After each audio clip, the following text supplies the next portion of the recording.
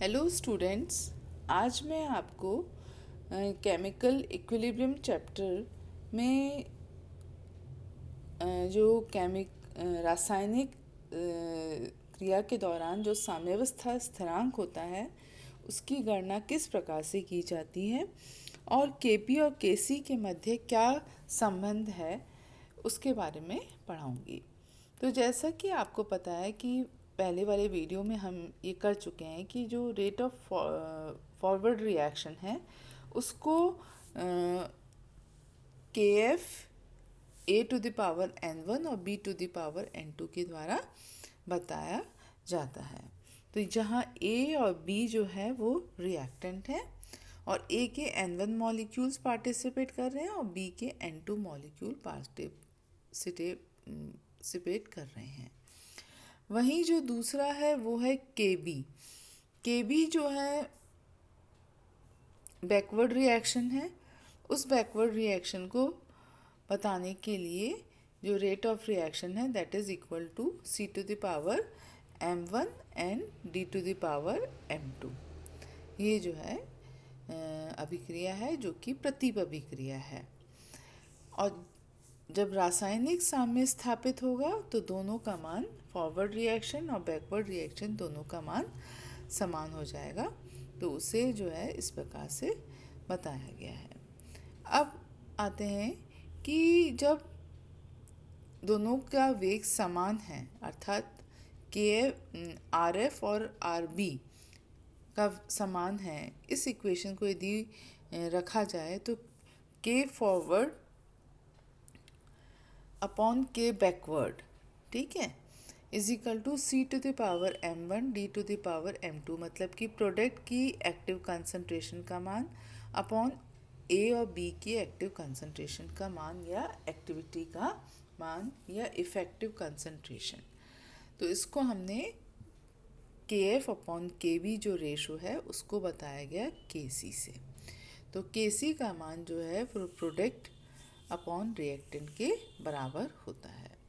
यदि इसी को अमोनिया की फॉर्म में लिखा जाए कि नाइट्रोजन और हाइड्रोजन रिएक्शन करके अमोनिया बनाते हैं और इनका जो रेशो है वो नाइट्रोजन का 1 है और 3 जो है एटम या मॉलिक्यूल्स हाइड्रोजन के रिएक्ट करते हैं और 2 मॉलिक्यूल्स ऑफ अमोनिया प्राप्त होता है। तो ऐसी स्थिति में जो केसी है उसकी गणना जैसे हमने ऊपर करी थी उसी तरह से इसमें गणना करेंगे। तो NH3 टू द पावर 2 और अपॉन N2 एंड H2 की पावर 3, ये हुआ गणना करने का तरीका। तो जो हमारा केसी है उसका मान आपका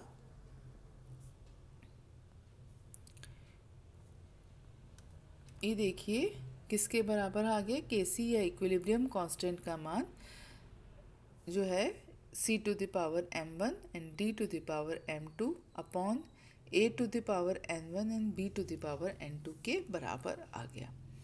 अब हम इसे कंसंट्रेशन की फॉर्म को हम प्रेशर की फॉर्म में कन्वर्ट करेंगे। तो जैसा कि आप सभी को पता है कि जो गैस है उसे आंशिक दाबों की तरह भी लिया जा सकता है, सांद्रता को उनके आंशिक दाब के रूप में भी व्यक्त किया जा सकता है।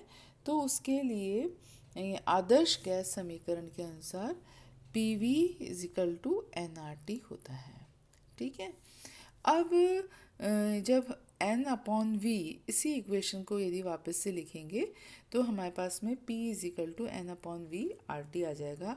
ये n upon V R T जो है वो है इसकी मोलर कंसंट्रेशन, ठीक है। तो इस मोलर कंसंट्रेशन को c से भी लिखा जाता है, तो c आर टी के बराबर हो जाएगा। तो हमारा जो है प्रेशर की फॉर्म में इसे कन्वर्ट किया जाएगा। तो उसमें ये देखिए, at definite temperature the partial pressure is proportional to the molar concentration. तो अब हम इसके लिए निकालते हैं केपी का मान। तो केपी के मान के लिए N1 in A plus N2B is equal to M1C plus M2D के बराबर है। तो Kp की फॉर्म में जो C कॉन्स्टिट्यूएंट है उसका प्रेशर यदि Pc है और चूंकि इसमें M1 मोल्स बन रहे हैं तो Pc to the power M1, Pd to the power M2, Pa to the power N1 और Pb to the power N2, मतलब कि ये उसके पार्शियल प्रेशर का मान है। जो सी कंपोनेंट सी प्रोडक्ट जो है उसके लिए Pc है, D के लिए Pd है, इसी तरह से A के लिए Pa है और B के लिए Pb है। तो ये इस चीज़ को दूसरी तरह से कंसंट्रेशन की फॉर्म में भी बता सकते हैं। तो Pa का मान जो है वो Ca अपॉन RT के बराबर होता है। Ca आपका जो है कंसंट्रेशन की फॉर्म में हमने लिखा है इसे, तो C जो है वो चाहे A हो, चाहे B हो, चाहे C हो, चाहे D हो, उसमें हमें उसकी कंसंट्रेशन को बता रहा है। तो Ca RT के बराबर है Pa। इसी तरह से Pb का मान Cb RT के बराबर है, Pc का मान Cc RT के बराबर है और Pd का मान Cd RT के बराबर है। अब जो कंसंट्रेशन एक्टिव कंसंट्रेशन है उसको किस प्रकार से लिखा जाएगा, तो यदि Ca की जो कंसंट्रेशन ऑफ A है उसे लिखा जाएगा A to the power N1 and RT to the power N1, ठीक है। इसी तरह से Cb को जो है B to the power N2 and RT to the power N2 लिखा जाएगा। Cc है उसे C के M1 मोल्स बने थे तो उसको C to the power M1 और RT to the power M1 लिखा जाएगा जैसे कि इसमें लिखा है। इसी तरह से D जो पार्शियल प्रेशर ऑफ D है उसे D to the power M2 and RT to the power M2 लिखा जाएगा। इन्हीं चीज़ों को वापस से ऊपर वाले इक्वेशन में जब रखा जाता है तो अब हमारी इक्वेशन बन जाती है Kp is equal to Cc to the power M1 D to the power M2 A to divided by A to the power N1 and B to the power N2 into RT M plus 1 upon RT N plus 2। तो जो ये चीज़ है हमारे C to the power M1 and D to the power N2, ये जो है ये हमारा Kc को बता रहा है।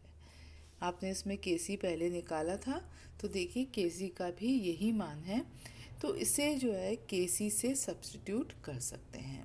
तो यह नेक्स्ट स्टेप में हमने इसे Kc से सब्स्टिट्यूट कर दिया और जो RT है RT to the power M1 plus M2 में इसको जब इक्वेशन को सॉल्व करेंगे तो N1 प्लस N2 ऊपर जाने पर माइनस हो जाएगा, तो ये यहाँ माइनस हो गया है।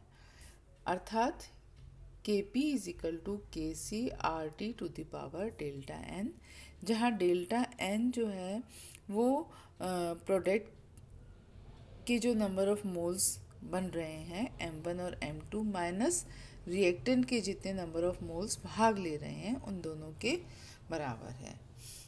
तो उसके बराबर हो गया डेल्टा N। और या ये भी कह सकते हैं कि डेल्टा N का मान उत्पाद के मोलों की संख्या माइनस अभिकारक के मोलों की संख्या के बराबर है। और ये हमारा फाइनली जो है निकल गया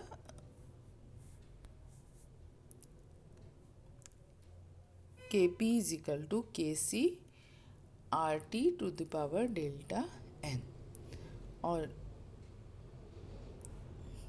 डेल्टा N का मान जो है moles of product minus moles of reactant है।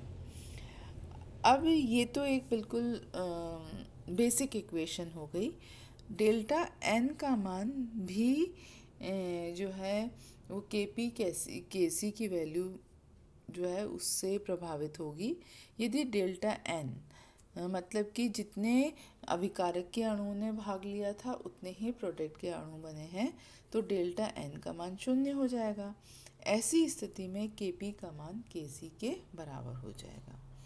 दूसरी स्थिति है जिसमें कि डेल्टा एन की वैल्यू 0 से अधिक है। तीसरी स्थिति है जिसमें कि डेल्टा एन की वैल्यू 0 से कम है। तो उनमें जो है केपी केसी के मान में भी अंतर आएगा। तो इसे हम नेक्स्ट वीडियो में डिस्कस करेंगे कि कौन कौन सी अभिक्रियाएं हैं जिसमें डेल्टा एन की वैल्यू पॉजिटिव होती है, किसमें डेल्टा एन की वैल्यू नेगेटिव होती है, अर्थात रिएक्टेंट के अणुओं की संख्या जो भाग ले रहे हैं वो है प्रोडक्ट से अधिक होगी, तो साइन जो है वो माइनस का आएगा या 0 से कम आएगा। ठीक है, तो ये हम नेक्स्ट वीडियो में डिस्कस करेंगे।